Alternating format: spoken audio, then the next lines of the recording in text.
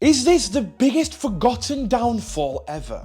So nowadays, Oxford United are a fairly stable club. Prior to 2024, they spent 8 consecutive seasons in League One and spent 6 consecutive seasons in League Two before that. And at the moment, they're into their 2nd season as a Championship club. But it wasn't always like this. After back-to-back promotions from the 3rd tier and narrowly avoiding an absurd merger with Reading, in 1985, Oxford United was shockingly promoted to the top flight. Nailed on favourites to go down, Oxford miraculously survived thanks to victory over Arsenal on the final day. But it wasn't the league where they were the most impressive.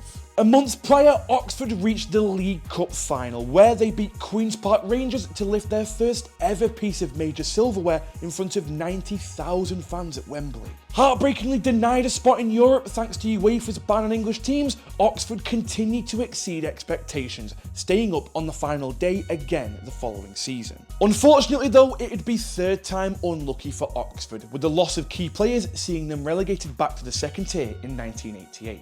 And that was the beginning of a massive downfall. After the death of owner Robert Maxwell and the loss of his huge funds, Oxford United were relegated to the 3rd tier in 1994. In an attempt to bring back the glory days, the board revealed plans for a new 16,000-seater stadium. Construction on the new ground began in summer 1996, but stopped shortly after due to the club being unable to pay the contractors. As their shiny new stadium sat half-finished, the strapped for cash Oxford slowly slipped down the leagues, dropping to the 4th tier by 2001. Thankfully, amidst all the chaos, there was one bit of good news for Oxford. After 4 years of sitting dormant, new owner Firoz Kassam paid the club's £13 million worth of debt. And he finally paid to finish the stadium following their relegation, albeit with just 3 stands to keep costs down. But with Kassam refusing to invest in the playing squad, things on the pitch only worsened, seeing the fans quickly turn on him, leading to him selling the club in March 2006. And just 2 months later, that lack of investment saw dire consequences, with Oxford being relegated from the Football League, becoming the first winner of a major trophy to fall to non-league.